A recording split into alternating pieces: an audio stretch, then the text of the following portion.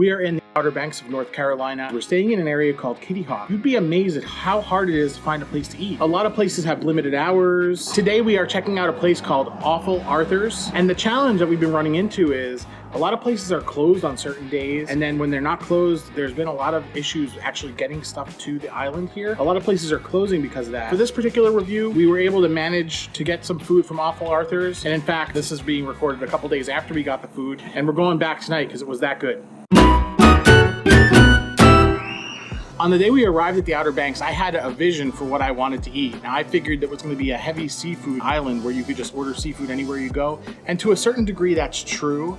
But in this particular case, it turns out that it's not as much fresh seafood that's caught here as you would imagine. A lot of it actually has to be brought in. What I really had my eyes on were some like fried shrimp, fried clams, fried oysters, and I got a little bit of my fix here at Awful Arthur's. Even that posed a bit of a challenge. When we arrived at Awful Arthur's, they quoted us an hour and a half wait time for a table, and there were a lot of people around. It seemed like the type of place that a lot of locals go to, which I think is part of the issue here. The cool thing is, and I think the state of 2020, 2021 might have helped out with this, they have a nice little row of picnic tables and a takeout window.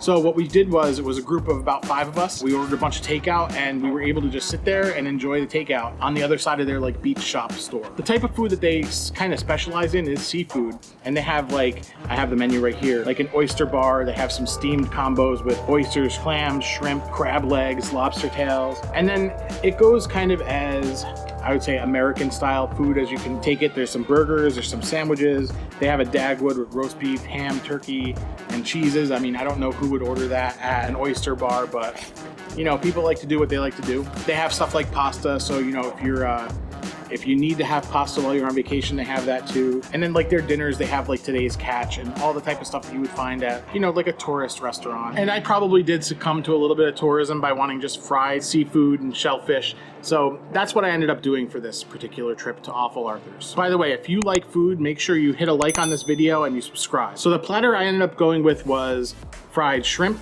fried oysters, and they didn't have the fried clams that I wanted, so I got a fried soft shell crab. Let's talk first about the crab. So, you know, they serve it in a nice little clamshell styrofoam container. As much as that sucks if you're gonna drive away, we were literally able to walk like 10 yards away and eat right there. So as soon as they popped it closed, we were able to walk it back, pop it open, so no mushiness occurred here. And that crab was pretty spectacular, let me tell you. It had like, you know, a nice little crispness from the slightly hardness of the soft shell. It had a whole bunch of like nice seasoning on the outside, very heavy on the Old Bay, absolutely amazing. They had both cocktail and tartar sauce.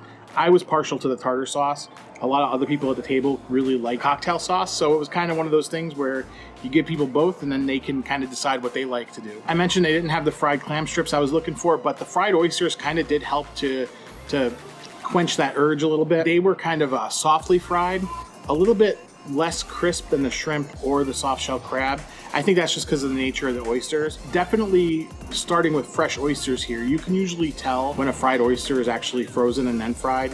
These were definitely like, I would say probably shucked, you know, same day and then breaded, kind of a little bit of cornmeal in that batter.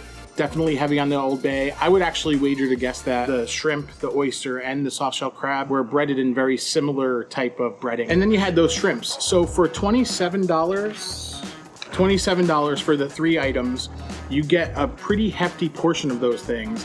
And then they also give you fries and hush puppies. But those shrimp were really good. I've had fried shrimp here on the island a couple of times, and I would say the ones at Awful Arthur's have been my favorite, and it's part of the reason why we're going back tonight, honestly, because these had the most seasoning. Most of the places around here seem to lack in the seasoning department, and I think that's just because they're kind of catering to a wide range of ages and people with different palates and stuff. A lot of the food that we're encountering here is very safe as far as like, you know, very middle of the road, not really taking a lot of chances.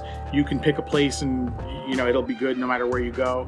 Good as in like passable, you know, kind of get you from day to day, you know, from beach life to, you know, family life kind of thing. But I digress a little bit. The shrimp at Awful Arthur's were incredible. And yeah, you get the coleslaw, you get French fries, and you get hush puppies. So the coleslaw and French fries, there's not a whole lot to comment on, and I won't kind of go too deep into those.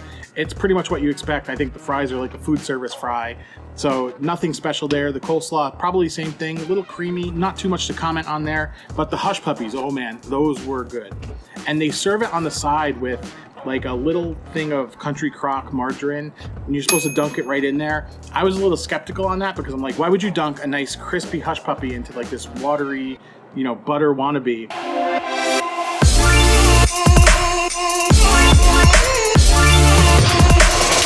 But it actually works really well. You know, by the time it got back to the table, that was nice and melty. You dunk it in there and you get like just that butteriness. It was absolutely amazing. I got nothing else to say on those hush puppies. Totally amazing, totally good.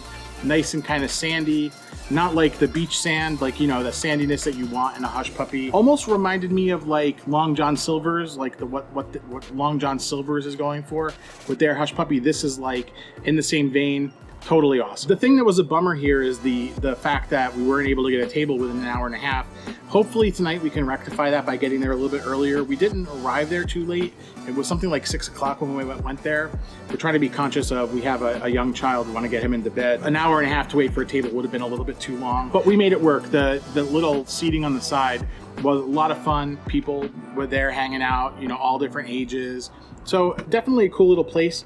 They are advertising themselves as the Outer Banks' only authentic oyster bar, which it may be true. We've driven between Duck and Kitty Hawk area and also Kill Devil Hills and even Nag's Head, which is, you know, the next island down, or the next part of the island down. We haven't seen too many places that seem as authentic as Awful Arthur's. So that very well may be true. But regardless if it is or isn't, the food is amazing there. You're definitely gonna wanna check it out if you're down in the Outer Banks in the Kitty Hawk or Kill Devil Hills or Duck area. Definitely check out Awful Arthur's. And if you wanna see the rest of our travel videos, I'll leave a link to that playlist right here.